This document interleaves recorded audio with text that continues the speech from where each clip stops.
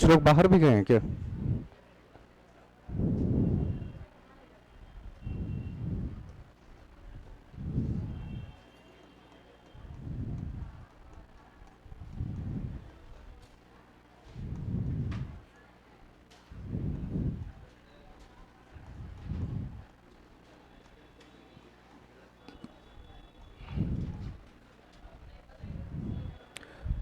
कल कुछ काम दिया गया था, हुआ? नहीं हुआ?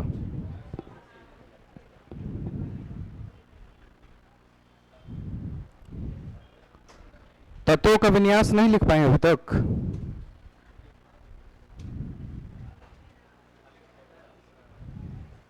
एक से लेकर 30 तक कितने तत्व याद हो गए अब तक? उतना ही याद है। पीरियोडिक टेबल किसी को याद हुआ अभी तक पूरा? 40-50 तक पहुंच गए हैं। 2-3 दिन में पहुंच जाएंगे 100 तक।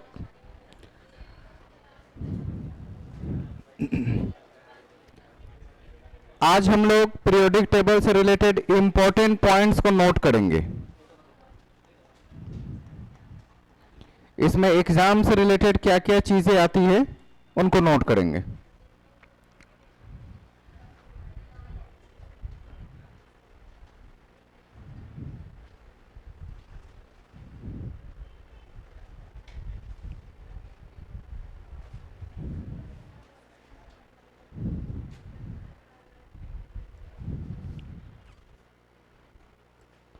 पहला लिखेंगे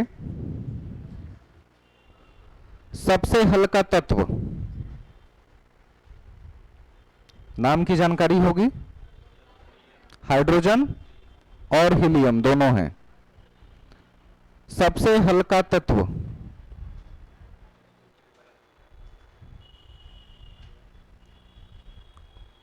हाइड्रोजन और हीलियम। मतलब इसे आंसर फॉर्म में लिखते चलिएगा कि किसका क्या आंसर होगा। सबसे हल्का तत्व डैश देकर लिख लीजिएगा हाइड्रोजन और हीलियम। ये दोनों क्या है? अधातु हैं। हाइड्रोजन और हीलियम दोनों क्या है? अधातु। हीलियम तो अक्रिय गैस में आता है। हाइड्रोजन को लिखिएगा अधातु है और हीलियम अक्रिय है।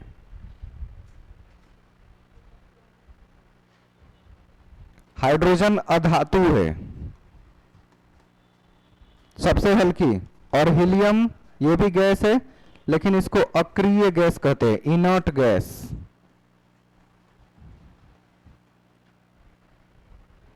इसे अक्रिय गैस के नाम से जानते हैं। इनर्ट गैस कहा जाता है जो किसी रिएक्शन में हिस्सा नहीं लेता है, कल बताया गया था। दूसरा, सबसे भारी तत्व। सबसे भारी तत्व कौन सा है? ऑस्मियम।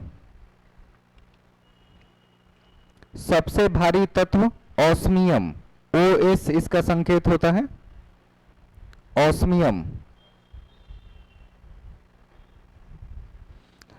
नेक्स्ट लिखेंगे सबसे हल्की धातु। सबसे हल्की धातु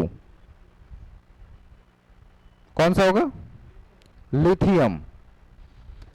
जिसे व्हीकल्स की बैटरी या मोबाइल की बैटरी बनाई जाती है ना लिथियम आयन से, उसी लिथियम इसलिए बनाया जाता है, लिथियम का प्रयोग किया जाता है ताकि वो बिल्कुल हल्की प्रतीत हो।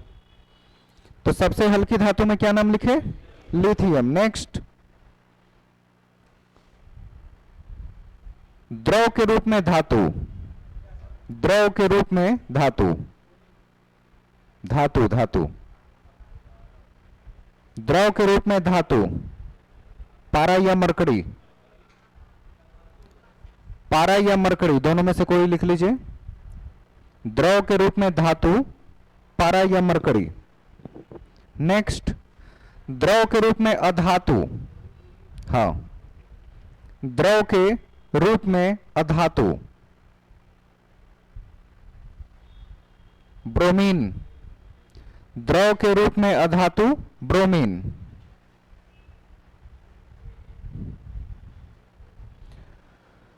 सबसे अच्छा सुचालक।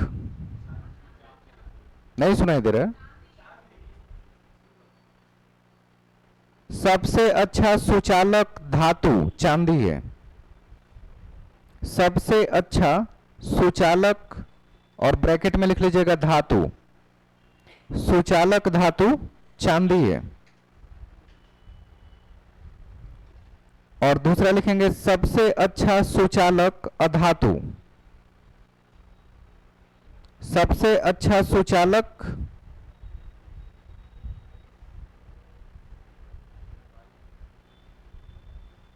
चालक अधातु ग्रेफाइट। कार्बन के अप्रूप में आते हैं ना हीरा और ग्रेफाइट, तो वही ग्रेफाइट सबसे अच्छा सुचालक में अधातु के रूप में माना जाता है। नेक्स्ट पॉइंट, अगर चांदी के बाद पूछे कि सबसे ज्यादा सुचालक कौन होता है चांदी को छोड़कर, तांबा। यह भी ध्यान रखिएगा, चांदी के बगल में आप कॉमा देकर तांबा लिख सकते हैं ताकि ध्यान रहे। चांदी के बाद तांबा सबसे अच्छा सुचालक धातु में माना जाता है। नेक्स्ट, हाँ, कॉपर।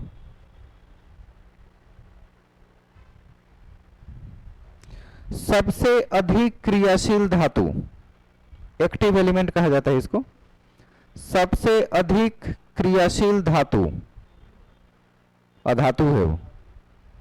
सबसे अधिक क्रियाशील धातु सीजियम। सीजियम, इसका शॉर्ट रूप होता है CS, सीजियम।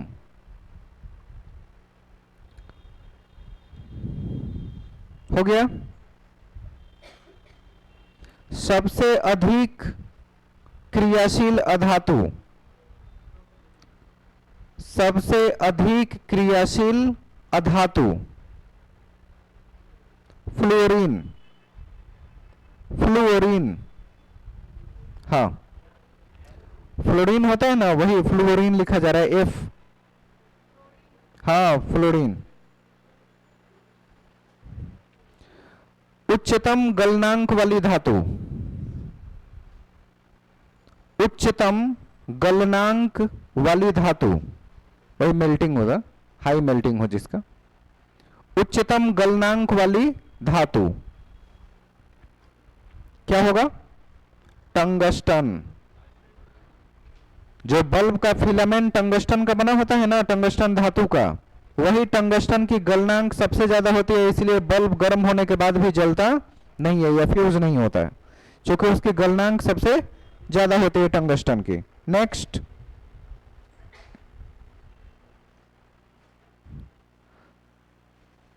उच्चतम आयनन विभव वाला, उच्चतम हाईएस्ट आयनिक पोटेंशियल, हाईएस्ट आयनिक पोटेंशियल बोलते हैं। उच्चतम आयनन विभव वाला तत्व, उच्चतम आयनन विभव वाला तत्व हीलियम है, He, हीलियम। तत्व हीलियम है। नेक्स्ट,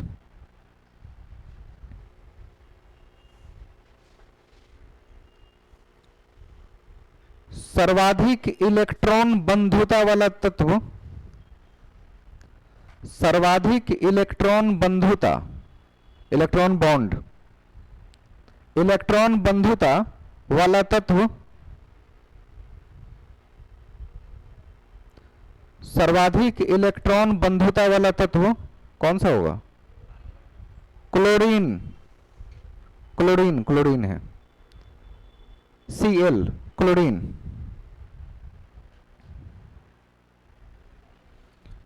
सबसे ज्यादा विद्युत ऋणात्मक तत्व या सर्वाधिक विद्युत ऋणात्मक लिख सकते हैं, इलेक्ट्रोनेगेटिव। सर्वाधिक विद्युत ऋणात्मक तत्व, इलेक्ट्रोनेगेटिव एलिमेंट कौन सा होगा? सबसे ज्यादा फ्लोरीन होगा, क्योंकि हेलोजन ग्रुप में सबसे पहले वही आता है F, फ्लोरीन। फ्लोरीन यानी F होगा। नेक्स्ट, सबसे प्रबल ऑक्सीकारक, सबसे प्रबल ऑक्सीकारक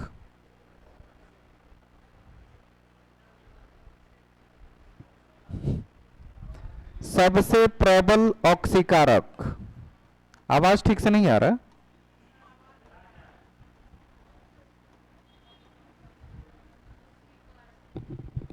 अभी ठीक है? ऐसे ठीक है? ठीक। सबसे प्रबल ऑक्सीकारक, ऑक्सीकारक समझ रहे हैं? ऑक्सीडेशन, हाँ वही है। प्रबल यानी मजबूत होता है। तो सबसे मजबूत ऑक्सीकारक कौन सा है?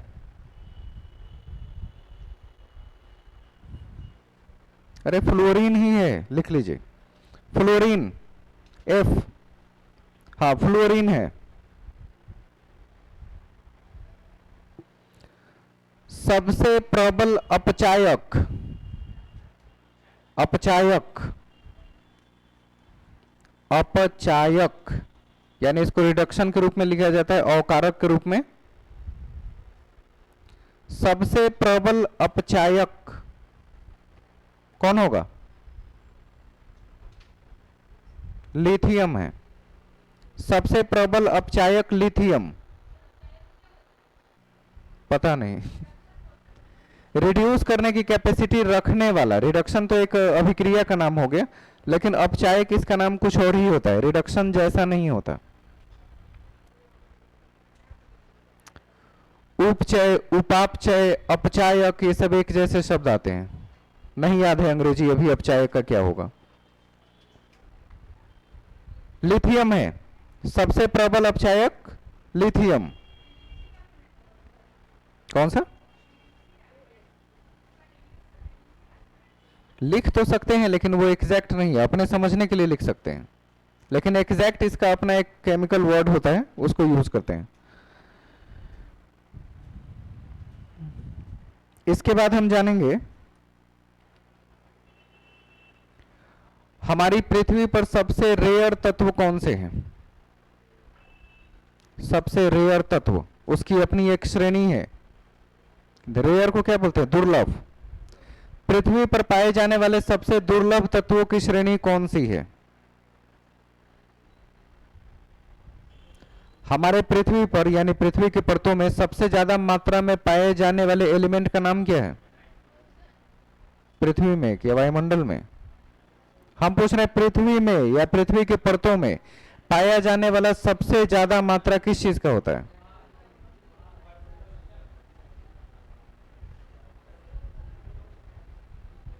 अच्छा, अपने से बता रहे हैं कि कहीं पढ़े भी थे कि गेस कर रहे हैं? 104-5 एलिमेंट है, उसमें से कोई ना कोई तो जरूर होगा। किसी को सही जवाब पता है कि हमारे पृथ्वी की परतों में, पृथ्वी के ऊपर मंडल में नहीं देखना है, हवा में नहीं देखना है, पृथ्वी की परतों में सबसे ज्यादा मात्रा में पाए जाने वाला एलिमेंट कौन सा है? अरे ऑक्सीजन है। ऑक्सीजन नहीं होता तो कोई एक पौधा तक उगता, अगर पृथ्वी के परतों में ऑक्सीजन की मात्रा नहीं आती जाती तो। सबसे ज्यादा मात्रा में ऑक्सीजन है जो पृथ्वी की परतों में पाया जाता है पूरे पृथ्वी में। और वायुमंडल में सबसे ज्यादा मात्रा किसकी है? नाइट्रोजन की।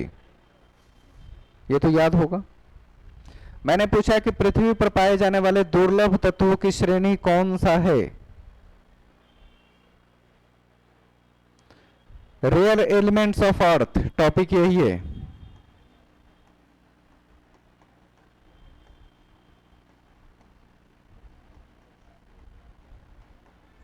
पृथ्वी पर पाए जाने वाले दुर्लभ तत्वों की श्रेणी कौन सी है? ध्यान नहीं होगा, कल ही लिखे थे। उस सेक्शन का नाम है लैंथेनोइड्स ग्रुप। किस श्रेणी में आते हैं? लैंथेनोइड्स ग्रुप में आते हैं। इस ग्रुप में जितने एलिमेंट्स हैं वो सब रेयर एलिमेंट कहलाते हैं। जैसे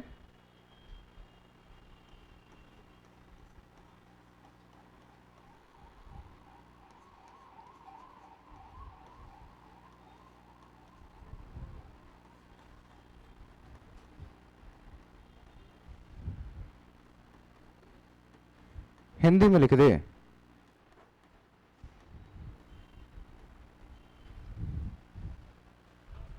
मुझे लगता है कि ये गिनती 58 से शुरू होगी और 71 पे समाप्त होगी। बात सही है?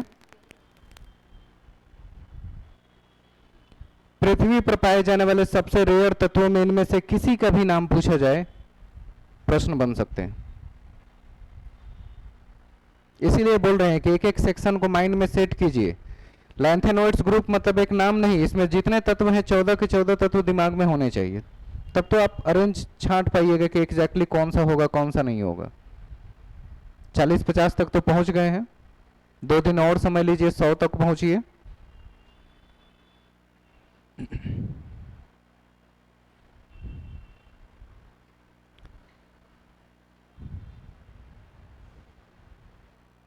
लैंथेनाइड्स ग्रुप किस ब्लॉक में आते हैं? F block. एफ ब्लॉक में कितने एलिमेंट्स होंगे? 14 एलिमेंट्स। बहुत सारी बातें तो कल ही याद हो गई थी साथ साथ।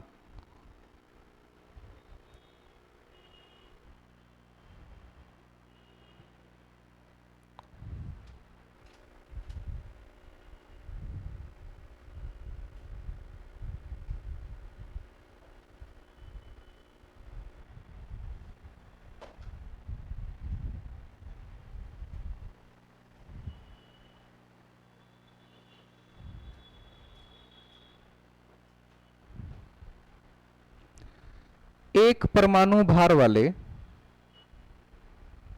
अधातुओं की संख्या कितनी है? एक परमाणु भार वाले अधातुओं की संख्या कितनी है? जिन सब का परमाणु भार 1 हो, यानी उसकी वैलेंसी 1 होगी, और सब के सब गैस हैं। अक्रिय गैस की श्रेणी है, सबसे लास्ट में एक ही आया था ना उधर, सबसे लास्ट में, यानी उनमें किसी अभिक्रिया में जाने की कोई गुंजाइश नहीं होती है, किसी अभिक्रिया में नहीं जाते वो, तो अस्थाई बन जाते हैं। नेक्स्ट लिखेंगे इसमें एक पॉइंट और,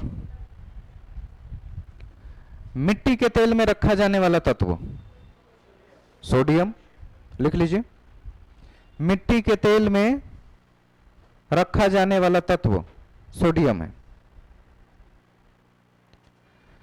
मिट्टी के तेल में रखा जाने वाला तत्व सोडियम है। नेक्स्ट,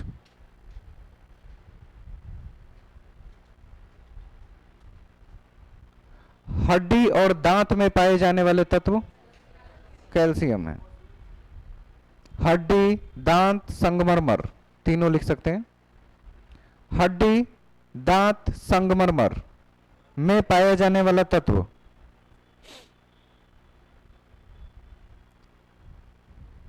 कैल्शियम है। नेक्स्ट, सबसे विषैली धातु, सबसे विषैली पॉइजनस धातु कौन सी है? किसी की बात हो सकती है जो पसंद नहीं आते।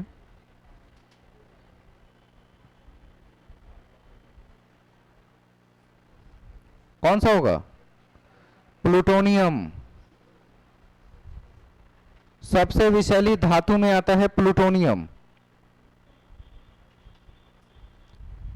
जो थोड़ियम के टूटने के बाद बनता है और परमाणु भट्टियों में उसी का प्रयोग करके एनर्जी उत्पन्न करने का काम या फिर परमाणु बॉम्ब बनाने का काम किया जाता है प्लूटोनियम से। वो शुद्ध होता है लेकिन बहुत ही ज्यादा पॉइजनस, सामान्य रूप में उसका उपयोग नहीं करते।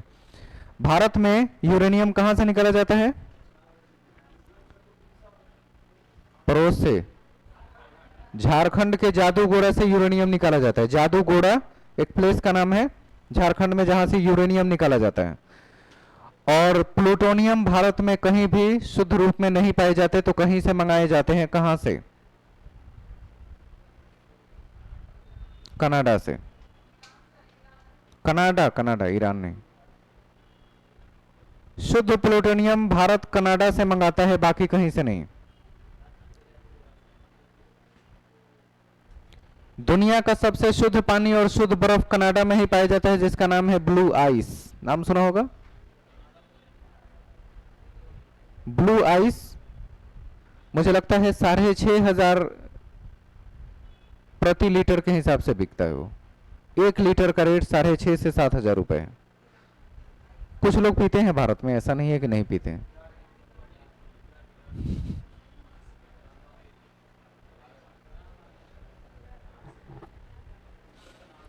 उस पानी को पीने से आदमी बूढ़ा नहीं होता है, सुना है ना? हाँ, तो प्लूटोनियम मंगाया जाता है, PU, plutonium, pure. Blue ice नाम है उसका सबसे शुद्ध पानी।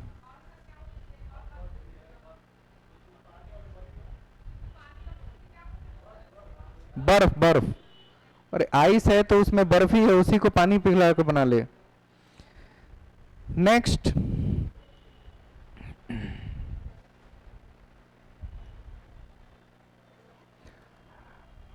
आवर्त सारणी को सबसे पहली बार एटॉमिक मास के आधार पर किसने सजाया? मेंडलीफ ने। मेंडलीफ कहां के रहने वाले थे? साइबेरिया। साइबेरिया का नाम सुना है? लिख लीजिएगा। मेंडलीफ साइबेरिया के रहने वाले थे। इसके बाकी जानकारी आपको पहले से है, जो बिल्कुल नया सी बात लगे वो नोट कीजिएगा। मेंडलीफ साइबेरिया के रहने वाले थे।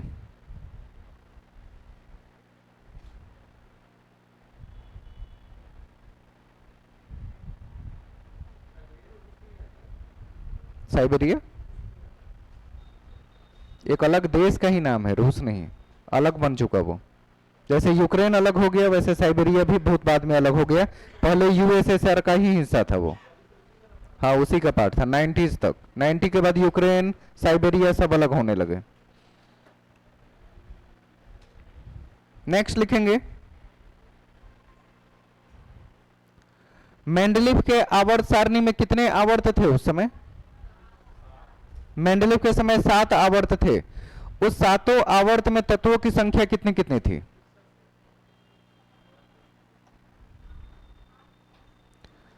यहां एक टॉपिक लिख देते हैं, मेंडलीफ की आवर्त सारणी।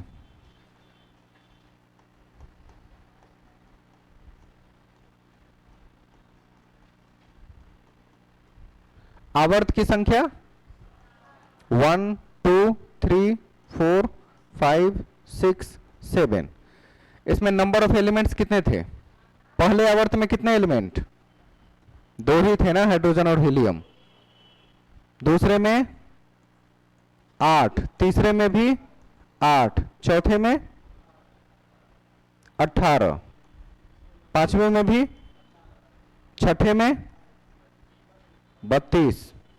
आपको सेटिंग उस दिन बताया थे ना, 2 8 18 32 50 ऐसे करके बनते हैं ना, क्योंकि 2n² पर काम कर रहे हैं आप। तो 7वें में भी 32 बताए गए। मेंडलीफ की आवर्त सारणी में 7 आवर्त है और इसमें तत्वों की संख्या है। नंबर ऑफ एलिमेंट्स कितने हैं प्रत्येक आवर्त में? तो सब अलग अलग लिखे हुए हैं। नंबर ऑफ एलिमेंट्स, तत्वों की संख्या प्रत्येक आवर्त में कितनी होगी?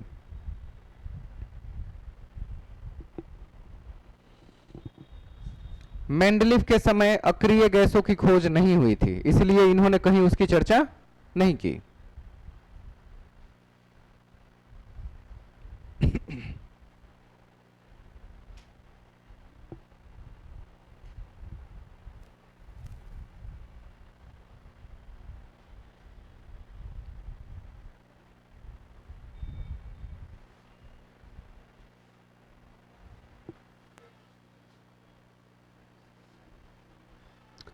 मेंडलीफ की आवर्त सारणी में आवर्त 7 थे, तो वर्ग कितने थे? वर्ग 8 ही था। पक्का है? 8 था कि 9 था?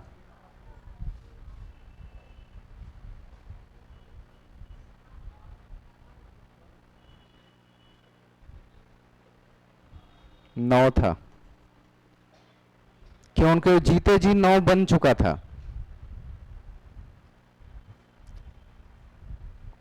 मौसले के बारे में तो कल बता ही दिया था। आवर्त सारणी में हाइड्रोजन और हीलियम का स्थान आज तक निर्धारित नहीं है। लिखने की जरूरत है कि बात समझ चुके थे, कल समझ गए थे।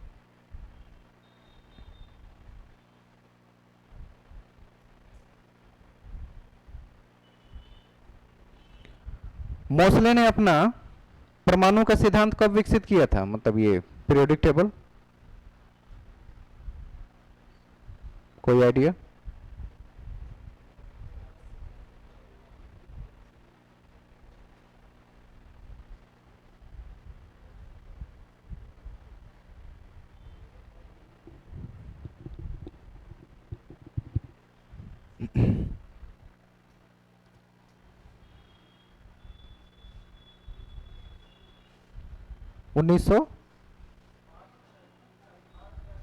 उन्नीस सौ 13 में मोसले का पूरा नाम था हेनरी मोसले। उन्होंने जो अपना आवर्त सारणी को सजाने का काम किया था वो 1913 में सबसे पहली बार उसको एडजस्ट किया। रेयर तत्वों की संख्या कितनी है? थोड़ी देर पहले मैंने पूछा था पृथ्वी पर रेयर तत्वों की संख्या कितनी है। मैंने तो एक एग्जाम्पल बताया, कोई जरूरी है कि 14 ही होंगे, उसके बाद नहीं है। जो दो ग्रुप एफ ब्लॉक में आते हैं वो दोनों इसी में है। अगर आप सिर्फ लैंथेनोइड्स लिखे होंगे तो लैंथेनोइड्स के साथ एक्टिनोइड्स ग्रुप को भी ऐड कर लीजिए नीचे। लैंथेनोइड्स और एक्टिनोइड्स दोनों मिलाकर रेयर एलिमेंट ऑफ अर्थ कहा जाता है, यानी टोटल 28 रेयर एलिमेंट ऑफ अर्थ।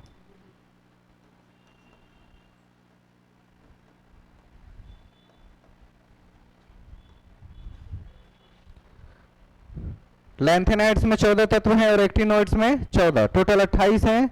और उन दोनों को एक साथ एक श्रेणी में लिख सकते थे, लेकिन वो सेट नहीं हो पाता, इसलिए दो खंड में उसको बना के और पीरियोडिक टेबल में सजाया गया।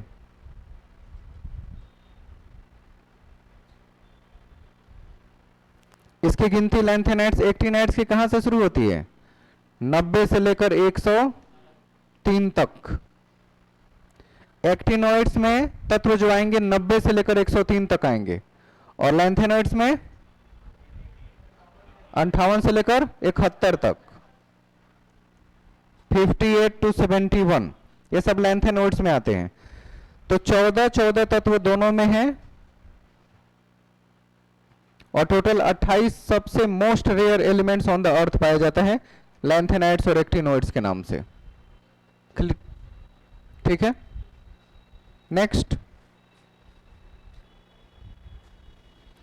हैलोजन ग्रुप किसे कहते हैं? हैलोजन का नाम सुना है ना?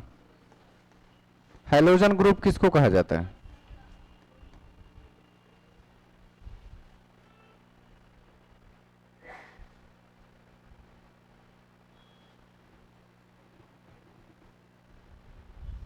नहीं पता? F, C L, B R, I और ए टी, इन सबको क्या कहा जाता है? हैलोजन ग्रुप के सदस्य हैं ये सब। नाम दे के भी पूछा जा सकता है कि ये निम्नलिखित में से किस ग्रुप का सदस्य है, कौन सा एलिमेंट। और जितने भी तत्वों को आपस में अभी तक अरेंज किया गया है उसमें मोस्ट इलेक्ट्रोनेगेटिव एलिमेंट्स यही हैं। वो इलेक्ट्रोनेगेटिव एलिमेंट्स, विद्युत ऋणात्मक तत्व कहा जाता है।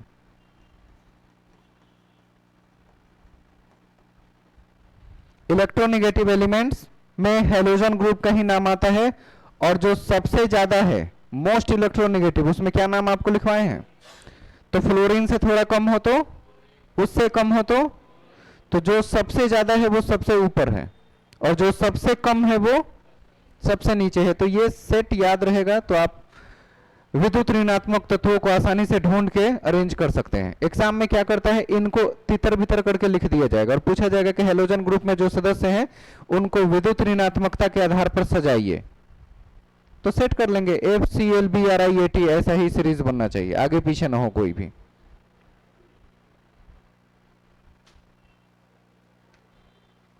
इसको क्या कहेंगे ग्रुप में? हैलोजन। वायुयान के चक्कों में कौन सी गैस भरी जाती है?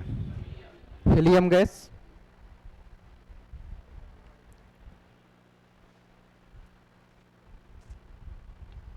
जिनको नहीं पता हो नोट कर लीजिएगा, अलग से नहीं फिर सोचना है कि एक बार और बोलेंगे तब लिखेंगे। हमने पूछा, जानकारी थी तो ठीक है, नहीं थी तो नोट कर लेंगे।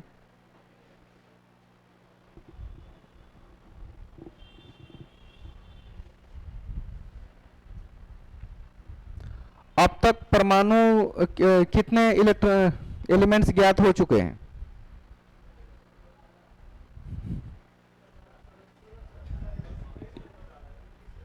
एक 118 तक अभी तक आ रहे हैं किताबों में, और अपडेट जाइएगा तो 121 तक हैं जो अभी तक पब्लिश नहीं हुए हैं।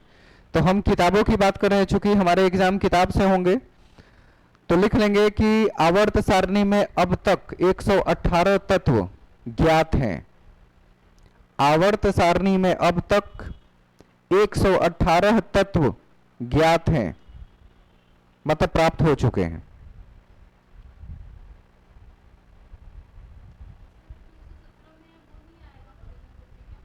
हैलोजन ग्रुप 117 में जो होगा, कौन सा है, क्या नाम है?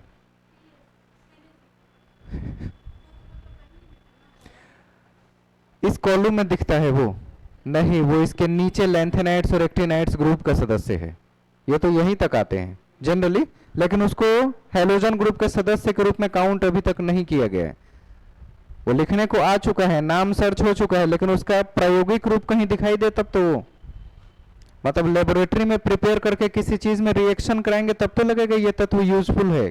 खोज तो गिनती बहुत हो चुके हैं, लेकिन वो सब यूजफुल नहीं है। जो यूजफुल है हेलोजन ग्रुप में वो इतना ही है जिसका इस्तेमाल किया जाता है।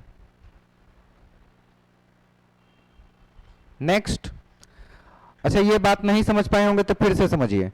ऐसे बहुत से रिएक्शन होंगे जो आप दो तत्वों का रिएक्शन मिला के तीसरा तत्व बना देते होंगे, कॉपी पर बैलेंस भी कर देते होंगे। इसका मतलब क्या है कि वो लेबोरेटरी में बन जाएगा? संभव है? कॉपी पे कर देना, बैलेंस कर देना, पूरी तरह रिएक्ट करा के नए नए धातु तत्वों का निर्माण कर देना, और जब लेबोरेटरी में जाते हैं तो पता चले ये संभव ही नहीं है, बन ही नहीं सकता। तो कॉपी किताब और जो बातें उसमें दी गई होती है वो लेबोरेटरी में जाकर सटीक साबित होगी, इस बात की गारंटी केमिस्ट्री में नहीं है। कि हम जितने तत्व बना दिए वो सब यूजफुल होंगे, इस बात की भी गारंटी नहीं है। लेकिन खोज तो रोज हो रहे हैं ना। अब ग्रह और उपग्रह से आप परिचित नहीं है, लेकिन जो लोग खगोल विज्ञान से संबंधित है उनको पता है कि हर महीने एक नए ग्रह उपग्रह की खोज हो रही है, उसके एक से एक नाम रखे जा रहे हैं, उस पर रिसर्च चल रहे हैं, लेकिन कहाँ पब्लिश हो जाता है किताबों में। फिर लगता है कि ये सब चीज हमारे रिसर्च का पार्ट था, ये अभी जनरलाइज करने की जरूरत नहीं है, सबको बताने की जरूरत नहीं है।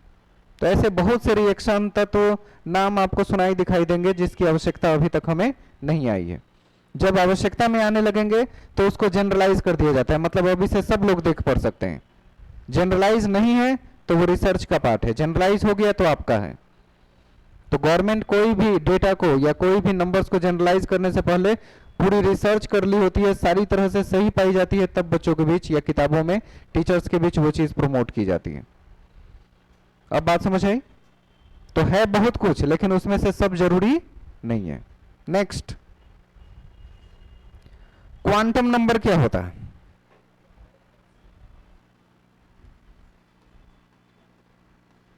इसको फिजिक्स में भी देखा होगा आपने, क्वांटम एनर्जी के रूप में, और यहां पर है क्वांटम नंबर्स के रूप में, क्वांटम संख्याएं कहलाती है।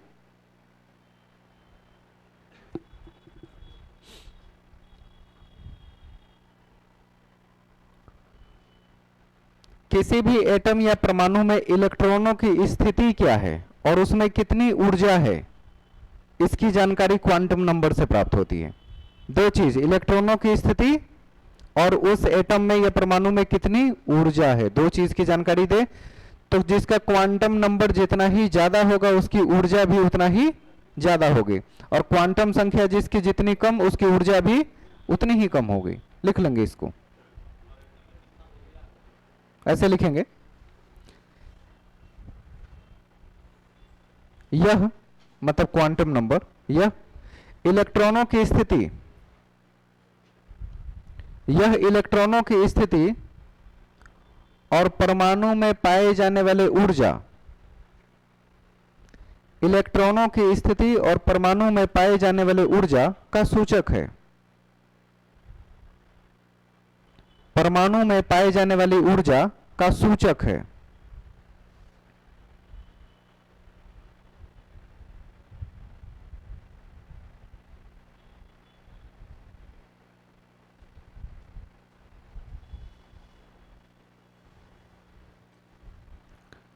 ये बात तो हम पहले भी समझा चुके हैं, लेकिन इसका नाम नहीं लिए थे।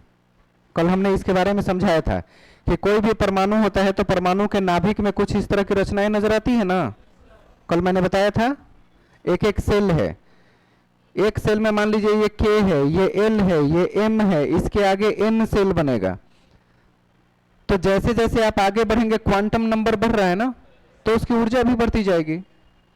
तो अगर आप K में है, K सेल में, तो उसकी ऊर्जा एकदम कम, और वो उसकी परमाणु संख्या यानी इलेक्ट्रॉनों की संख्या भी बहुत ही कम होगी। आप K से L में बढ़ेंगे तो इलेक्ट्रॉनों की संख्या भी बढ़ेगी और परमाणु की ऊर्जा भी ज्यादा प्राप्त होगी। तो जैसे जैसे सेल में बदलाव होगा वैसे वैसे उसके इलेक्ट्रॉनों की स्थिति और ऊर्जा दोनों में बदलाव होंगे। इसी को क्वांटम नंबर के नाम से जाना जाता है। क्लियर हुआ? नोट कर सकते हैं इसको क्वांटम नंबर में। यहां K इज इक्वल टू 1 है, L is equal to 2, M is equal to 3 और N इज इक्वल टू 4। तो जैसे जैसे सेल में बदलाव हो रहे हैं वैसे वैसे क्वांटम नंबर्स में बदलाव होते जाएंगे और इलेक्ट्रॉनों की स्थिति और मजबूत होती चल जाएगी। जैसे पहले में 2, दूसरे में 8, फिर 18, सीधे 32, 32 के बाद 50। इलेक्ट्रॉनों की स्थिति का भी पता चल जाता है कि कितने हैं, और उससे उसकी एनर्जी का पता चलता है, कितनी ऊर्जा है इस एटम में।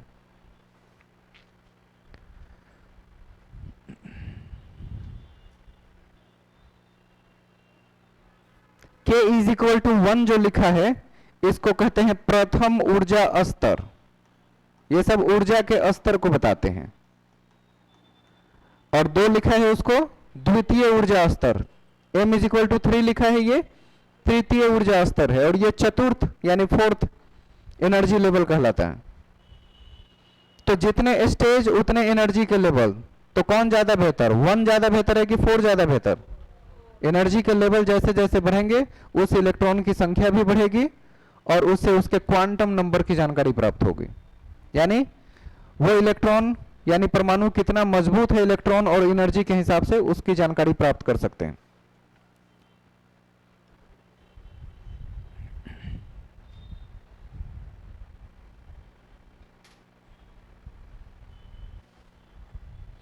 एक टर्म आ रहा है आजकल केमिस्ट्री में जो सबसे ज्यादा प्रयोग हो रहा है, नैनो टेक्नोलॉजी। नाम सुना होगा आपने?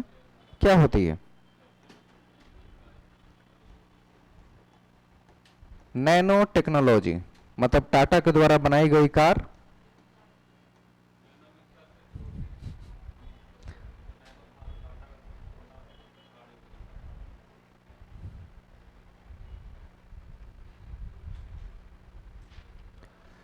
नैनो टेक्नोलॉजी आपने देखा है कभी? कैसा होता है? किसी चीज में नैनो टेक्नोलॉजी का प्रयोग का कोई एग्जांपल बता सकते हैं?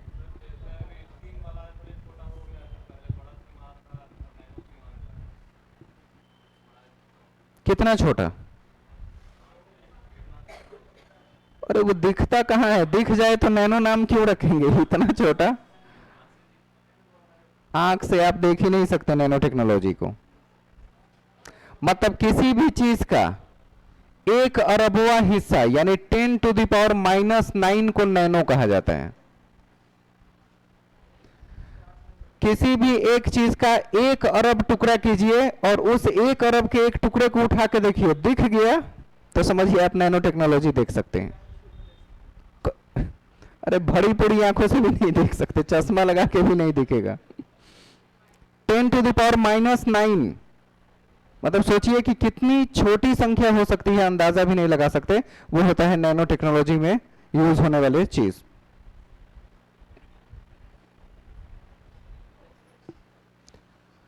Ten to the power -9 metre के रूप में लिखा जाता है इसे। नेक्स्ट, ये होता है नैनो कहना किसी चीज को। इसके बारे में 2 लाइन लिखेंगे। कौन सा? जीजा नहीं होता है, जीगा होता है। ये सब हम लिखा चुके हैं, जो चीजें बता दी हैं उस पर डिस्कस नहीं करेंगे। Deca, hecto, kilo, mega, giga, tera, peta, exa, 10 to the power 18 तक मैंने लिखा है, ये तो 9 ही है। तो वो सब देख लीजिएगा, पीछे जाके आपको दिखेगा। इसमें लिखेंगे 2 line, nano technology, line change करके लिखिए। इसको हिंदी अंग्रेजी दोनों में यही कहते हैं, नैनो टेक्नोलॉजी। नैनो टेक्नोलॉजी अणुओं एवं परमाणुओं की इंजीनियरिंग है। अणुओं एवं परमाणुओं की इंजीनियरिंग है। अणुओं एवं परमाणुओं की इंजीनियरिंग है। जो फिजिक्स, केमिस्ट्री,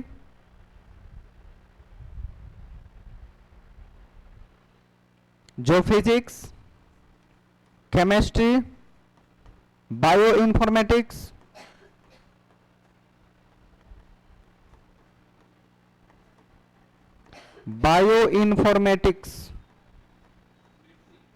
हाँ, बायो इन्फॉर्मेटिक्स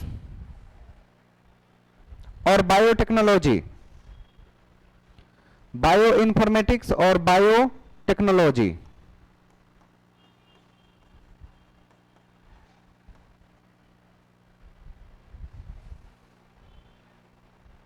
जैसे विषयों को,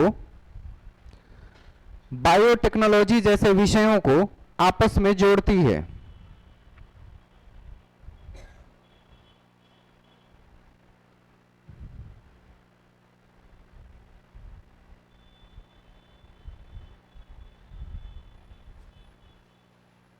जिससे मेडिकल तथा डिफेंस के क्षेत्र में, जिससे मेडिकल तथा डिफेंस के क्षेत्र में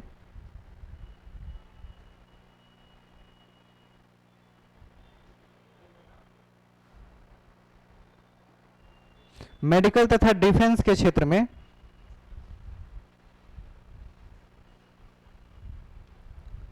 फ्रीक्वेंटली प्रयोग किया जाता है। माने क्या? सामान्यतः प्रयोग किया जाता है। फ्रीक्वेंटली सामान्यतः प्रयोग किया जाता है। मतलब नैनो टेक्नोलॉजी का प्रयोग आप कहां देख सकते हैं? तो डिफेंस के सेक्शन में जितने भी ये बॉडी पर गोली ना लगने वाले वो क्या बनाते हैं? Bullet proof jacket. उनमें नैनो टेक्नोलॉजी का यूज किया जा रहा है। नैनो टेक्नोलॉजी किसी एक कण को, जो उसकी मजबूती है, उसको 1000 गुना ज्यादा मजबूत बनाने का काम करती है। किसी भी चीज में नैनो टेक्नोलॉजी का प्रयोग होना, जो उसकी मजबूती है उसको कितना गुना और मजबूत करेगा? 1000 गुना ज्यादा मजबूत कर देगा। इसलिए नैनो टेक्नोलॉजी का प्रयोग भविष्य में होने वाले लगभग सभी चीजों में किए जाएंगे।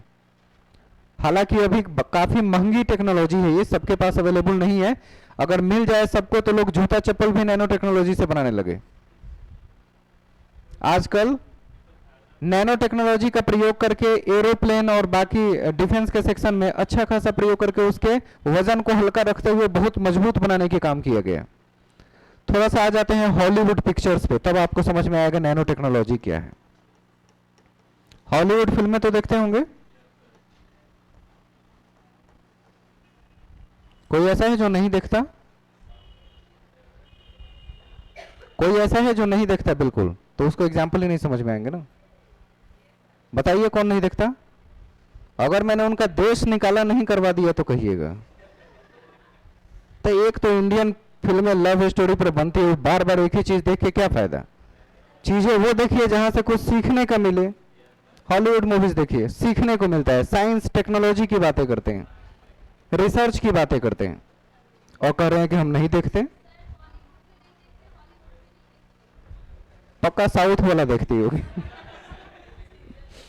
अच्छा सीरी, समझ गए। अगर अब तक नहीं देखते होंगे तो साइंस फिक्शन मूवी निकालकर उसमें देखिएगा, जितने भी सुपर हीरो को दिखाते हैं उनकी जो ड्रेसेस बने होते हैं वो सब नैनो टेक्नोलॉजी के हैं। हॉलीवुड मूवीज में जो सुपर हीरोज दिखाते हैं ना आपको, और सुपर हीरोज की जो उनकी ड्रेस होती है, ड्रेस या कॉस्ट्यूम बोलते हैं ना, वो कॉस्ट्यूम पूरी तरह नैनो टेक्नोलॉजी पर आधारित है। अब थोड़ा सा समझ में आएगा।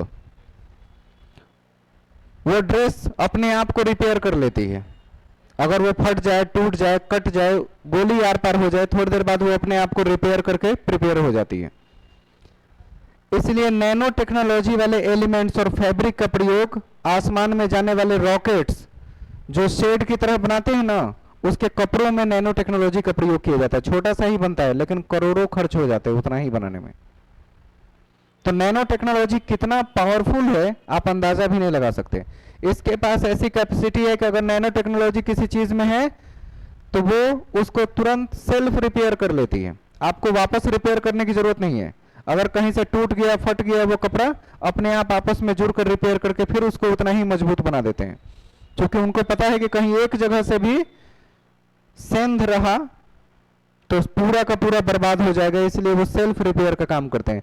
नैनो टेक्नोलॉजी आने वाले वक्त में इंसानों पर राज करेगी पूरी तरह से, वो जो चाहेगी आपसे कराएगी। आपका मन करेगा तो हाथ उठाएंगे, उसका मन करेगा तो खींच लेगा, नहीं, हाँ रोबो हो जाएंगे। अभी हाल फिलहाल में किसी रोबो को तैयार किया गया, उससे पूछा गया कि तुम्हारी ख्वाहिश क्या है इस धरती पर आने की, तो बोला इंसानों को समाप्त करके अपनी प्रजाति लाएंगे। एक लाइन में साफ तौर पे कहा उसने, उसको तुरंत डिस्पेंडल कर दिया लोगों ने। और ये बिल्कुल सच्ची बात है कि जितनी तेजी से हम टेक्नोलॉजी में बढ़ रहे हैं, आने वाले वक्त में क्या होगा, टेक्नोलॉजी इंसानों पर हावी हो जाएगी। और ऐसी मूवीज 20-25 साल से बन रहे हैं इंडिया वर्ल्ड में, इनमें कि आने वाले वक्त में ट्रांसफॉर्मर्स का राज होगा, सुना है ना ऐसा। तो बायोटेक्नोलॉजी को बायोटेक्नोलॉजी बोल रहे हैं, नैनो टेक्नोलॉजी को समझना है तो आपको साइंस की गहराइयों में जाना पड़ेगा। सब्जेक्ट्स मैंने लिखाए हैं आपको, कौन कौन सा, physics, chemistry, bioinformatics, biotechnology. इन सभी सब्जेक्ट को आपस में जोड़ने का और समझने का काम नैनो टेक्नोलॉजी करती है।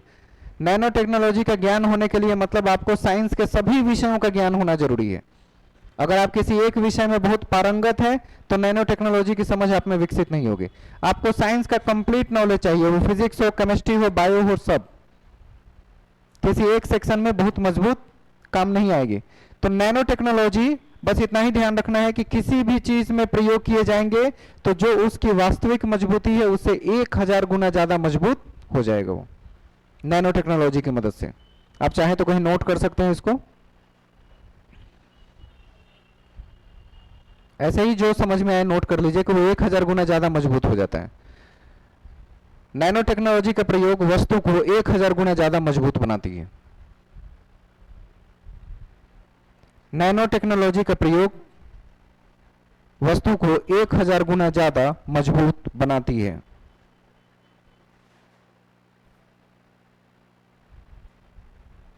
कोई दिक्कत नहीं ना। अगला जो आपका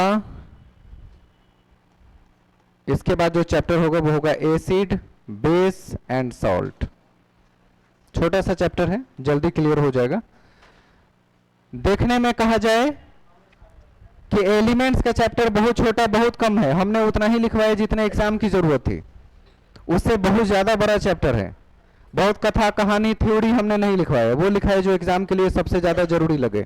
और आपको कहा कि एलिमेंट्स अपने माइंड में सेट कर लीजिए, अगर पीरियोडिक टेबल से कोई चीज पूछेगा तो वो आपको याद होना चाहिए। एसिड, बेस एंड सॉल्ट, अगले दिन इसकी चर्चा करेंगे और देखेंगे इसमें और क्या क्या मुख्य बातें हैं।